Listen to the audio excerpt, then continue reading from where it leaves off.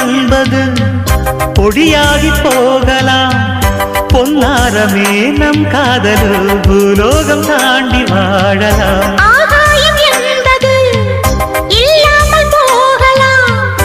ஆனால் நம் நேசமே ஆகாயம் தாண்டி வாழலாம். கண்ணீரில் ஈரமாகி கரையாச்சு காதலே.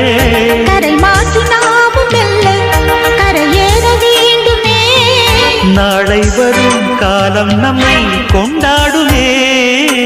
மகால் தேவையில்லை அன்னமே அன்னமே. காடுமலை நதிகள் எல்லாம் காதலின் சின்னமே. இந்த பந்தம்